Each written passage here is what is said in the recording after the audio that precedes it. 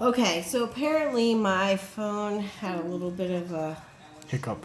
hiccup, and so it cut off the video where I was working on this day one problem, or day 13, number one problem. So, real quick, I'll just go through the problem.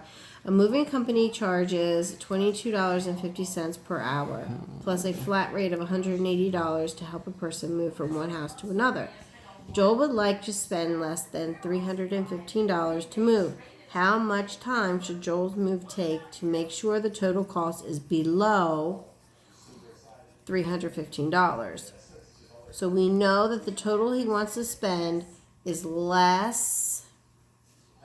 He wants to spend less than $315. We know that the flat rate, no matter how many hours he takes, the move takes, is $180. So we take how much he wants to spend minus 180, because it's $315 minus $180. This gives us $135. He has $135 to spend on hours.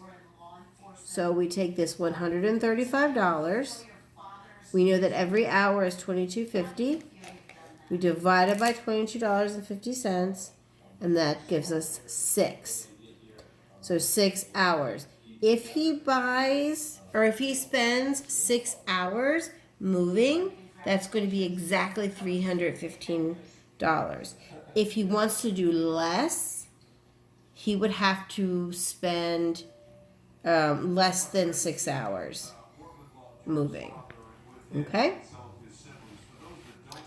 All right, so let's go to Winston. Winston works selling bicycles. He is paid a flat rate of $200 plus $50 for every bicycle he sells. How many bicycles must Winston sell to earn at least $650? Okay, so we know that Winston is paid a flat rate of $200 plus $50 for every bicycle that he sells. So if he sells one bicycle, $200 plus $50, that's $250 per bicycle. Well, we have one bicycle, so we do it again. He gets $200 plus $50, which equals another $250, which if we add those two bicycles together, that gives us $500. We're getting close, but we're still not at $650. So let's do one more bicycle. So he gets $200 for selling the bike plus a $50 bonus, and that's $250, which we're going to add to our $500, and that's going to give us $750. Is this at least $650? Yes, because it's more. We can't sell just two bikes because that only gives us $500 and it's not $650. So we can go over, we just can't be under. So our friend Winston needs to sell 1, 2, 3 bikes.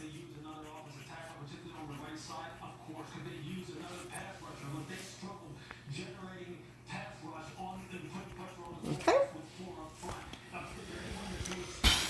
Jan has $28 to spend at the carnival. The admission is $6.50. She spends $4 on food, and each ride costs $3. At most, how many rides can Jan ride? Well, here we go. She starts out with $28.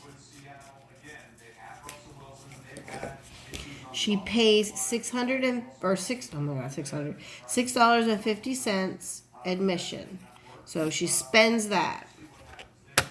So this is her total that she has. This is her admission. So $28. Always love minus $6.50 is $21.50. So this is how much she has when she gets into the carnival. She now spends $4 on food. This is on food. So now if we subtract $21.50 minus $4,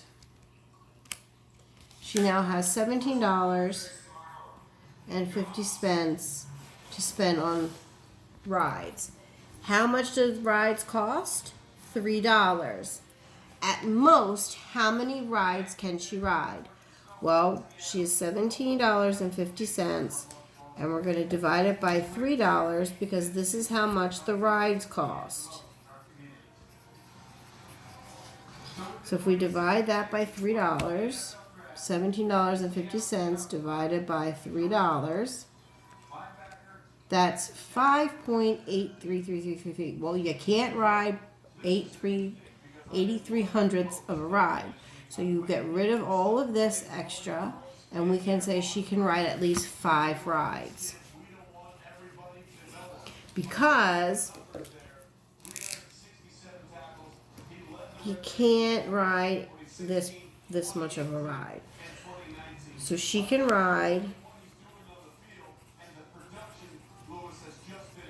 5 rides. Okay? Ready? Mm-hmm. Day 14, number 1. Claire scored 17 out of 25 on her test. Kyle's test had a 75% as the grade. What is the difference in their percent grades? Well, that means we have to put Claire's score into a percent because Kyle's score is already a percent. So we take 17 out of 25, we divide it. So 17 divided by 25 is 0.68. To turn that into a percent, we multiply it by 100. And that gives us 68%. If Kyle was 75% on his test and Claire was 68% on her test, how much is the difference? So we subtract 75% minus 68%. It's 7% difference. Okay? Gina babysat 3 days last week and got paid in N dollars per hour. The chart below shows the hours she worked. Select 2 answers below that show an expression to represent how much Gina made for all the hours she babysat. So Monday she babysat for an hour and a half. Tuesday she babysat for 3 hours. Wednesday she babysat for 2 hours. We know that whatever she did, it was $9 per hour. So the first one, Monday, would be 1.5 N because N is the dollar amount. Tuesday would be 3 N. Wednesday would be 2 N.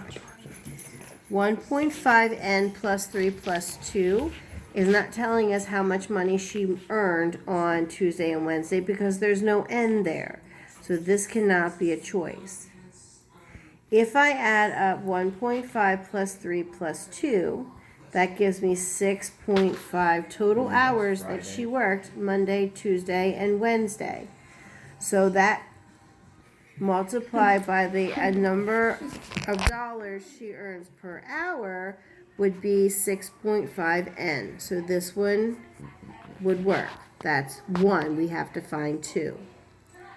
Well, I just showed you in this little box here 3N plus 2N plus 1.5 N. So this one works. This one does not. So these are your 2.